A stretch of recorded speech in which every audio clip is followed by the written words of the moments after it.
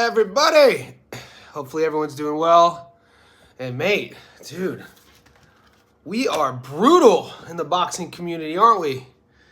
Don't ever, hey, fighters out there who watch these things, don't ever test positive for anything. Don't get caught doing anything illegal. Don't get suspended. And don't ever lose a fight. Because all of those things, unless you are an undefeated, altar boy, holistic living, 100% ethically pure and clean athlete, we will turn our backs on you. We as the boxing community will find reasons to hate on you forever and ever. Even if it's for a loss, we will never forgive you. Now, guys, you know that's not true from my perspective. But damn, people are brutal. I'll get to Terence Crawford in a second. But Conor Benn is fighting this weekend. I mean, that is crazy. The reason why I'm excited about Conor Benn fighting again probably isn't what you think. I'm not a Conor Benn fan. I'm a fan of boxing, and I do love Conor Benn's style. So, that being said, why I'm excited is the fact that it's in a week. Hopefully, disregard his steroid scandal. Disregard that it's not in the UK, it's in the US. Disregard there may be some fuckery going around that allows him to fight. And focus simply on the announcement of him fighting a week out from the fight. That's what I'm excited for. It's one of the things that I feel the UFC does better than boxing is that short notice fights. I know it can be difficult in boxing because we as fans in the media love our O so much, and an undefeated fighter might not be and so quick to take a short notice fight. But Benn's camp knew he was getting a fight. They just didn't know who it was against. A week out, that excites me. That excites me because, you know, think about how long ago the Charlo and Canelo fight was announced. Weeks. I get you need a fight camp for a big thing. And think about how long it takes heavyweights to get ready. They're big fighters. They got to get a fight camp. I like the Russian roulette aspect of, hey, we got a fight for you. Do you want to take it? Guys like Conor Benn, who will do anything to get back in that ring, say yes. And, mate, you got to respect that. I like it. But don't put up in any message group that you're a fan of Conor Benn. So I posted this in our boxing group on Facebook. And if you just read the comments, guys, dude, people will never forgive anybody. And on paper, he hasn't admitted to it. So I don't know. I just like the way that kid fights. He's still young enough. He trains like a goddamn, yeah, but he's on gear. He's on steroids. Look, I don't care. In one way or another, I'm sure people are on everything. I'm not saying, I'm not trying to be Nate Diaz when, he famously said they're all on steroids, bro. But from rehydration clauses to weight cut, think about weight cutting. Steroids, yeah, you pissed hot, for whatever. How come nobody weight bullying is a thing? Like, if we're going to focus on a fighter getting tested hot and forget about fighters who cut 50 pounds to fight smaller men, we're talking about advantages here, okay? That's what we're talking about. I'm under the guise of let it be the Wild West. Let, blood testing be open. If you want to take something, create a committee to allow these guys to agree upon something.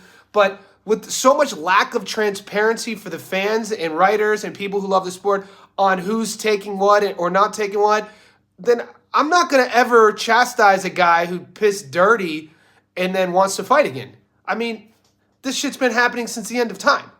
Boxing is full of fuckery.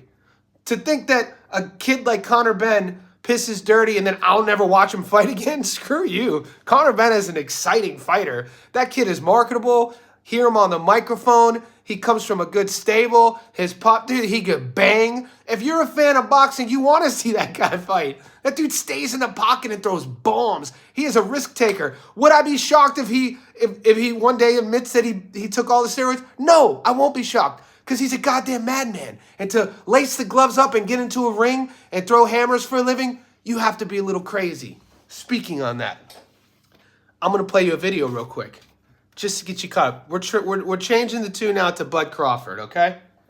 Okay. Remember this? 47. Definitely don't have to be at 47. Like I said, you know, I'm in a hurt business. 47 was kind of hard for me too. I was already talking about moving up in weight and challenging Charlo. So 54 wouldn't be outreach. All right, I just posted the whole video on this channel so you can watch it after.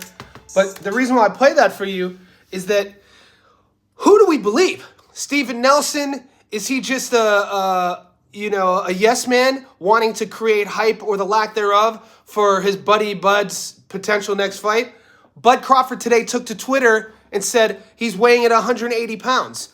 180 pounds, that's what I like to hear. What I don't like to hear, I want to see Bud at 168. I want to see him fight at 68. I want to see him fight Errol at either 68 or 60. That makes the most sense to me.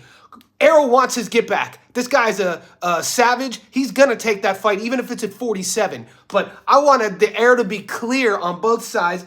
And if Bud thinks he could beat Errol again like he did, he'll fight him at any weight class.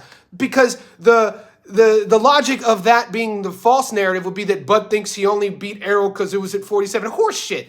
Bud thinks that he would beat Errol at 47, 42, 97, 300, whatever weight class it is. Bud Crawford thinks he's going to beat Errol at that goddamn weight class. So Steven Nelson, I think, is just chatting shit in terms of wanting to lowball Errol on that weight class fight so Errol will say no. He's not going to say no. He'll take it at 47. What I think will happen is even 54 to me. For Bud, now we're just playing armchair quarterback because as fans, we're just left here to psychoanalyze the actions of these high-level assassins. But for Bud to tweet today, he's at 180. That tells me that, you know, he's not looking past her. He doesn't not want to fight Errol. He's probably foreshadowing a bit to all of the speculation that, yes, that next fight is going to be at a higher weight class. I mean, you could play the video of when he's asked directly after the Errol fight. Literally hadn't even showered yet about the next rematch, and you just heard it. He said he'd be down. He said it was a tough weight cut. It's hard for him to make 47. So to think that he would do that to spite Errol, that's not what this is.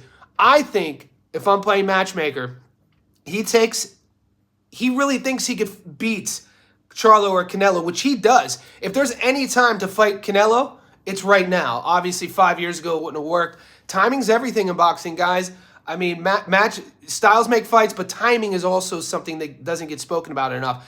If you're a Floyd hater, you'll talk about timing because then you'll say that he picked and chose who he wanted to fight throughout the career. And then even if that is the case, which, you guys will say it is, that's still brilliant. That's still part of the genius. But timing is everything in terms of the career trajectory. And I would like to see Terence fight Errol at 60. Because, like I said, logically, that makes more sense than 54 and obviously 47. Because you got to get used to the suit that you're wearing, the body that you're wearing. Sparring's one thing, sparring in a fight camp at a certain walking weight. But fighting under the lights, getting your name called, weighing in at a weight you've never fought at before is a whole goddamn other thing. So it just makes sense to me that he would use Errol as a tune-up fight in a new weight division for the potential, in his words, biggest fight in boxing against the winner of Charlo and Canelo. Let me know what you guys think. Appreciate you.